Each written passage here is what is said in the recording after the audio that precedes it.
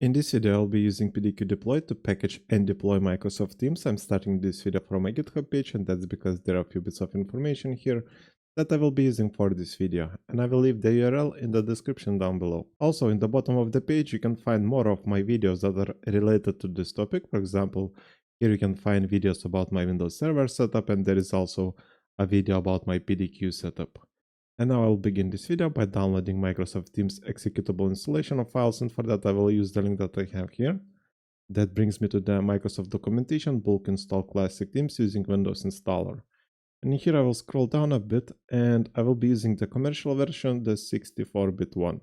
I will click on the link here, and it should start the download for us. Then I will go to my downloads folder and wait for the executable. And now that I have my executable, I will right click on it, select copy, and then I will go to my VMware workstation where I have my Windows environment. And I will be placing the installation file in a network location that is accessible to my users and computers. And for that I will open File Explorer. Here I will enter my file server name, SRV02. And here I have the software share. I will go inside of it, and here I will create another folder. I will name it Microsoft Teams. Then I will go inside of it, and I will place the executable here. And now I can start creating my package, and for that I will go to PDQ Deploy. I will right click on Packages, then I will click on New Package. I will name the package Microsoft Teams.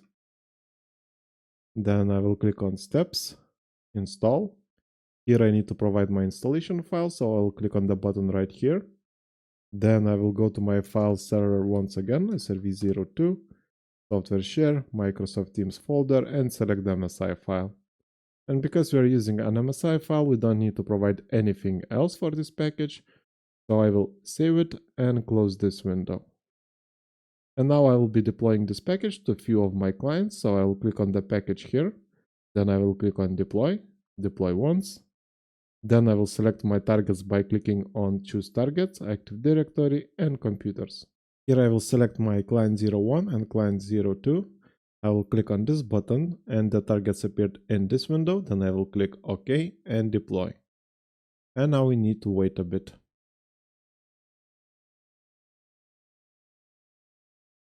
And the deployment is over. We can see that it was successful for both of my clients, but I will double check by going to my client 01 that I have here. And we see that we don't have Teams desktop shortcut, and also we cannot find it in our start menu, and that's because the MSI file that I'm using is not installing Teams, but it's preparing the computer for Teams installation. If I go to Control Panel or install a program, we can see our package right here. We can see Teams machine-wide installer, but we don't see Teams itself. And to trigger the installation, we need to sign out and sign back into the computer. So I will close this window, then I will sign out, and then I will sign in. And now we need to wait a bit.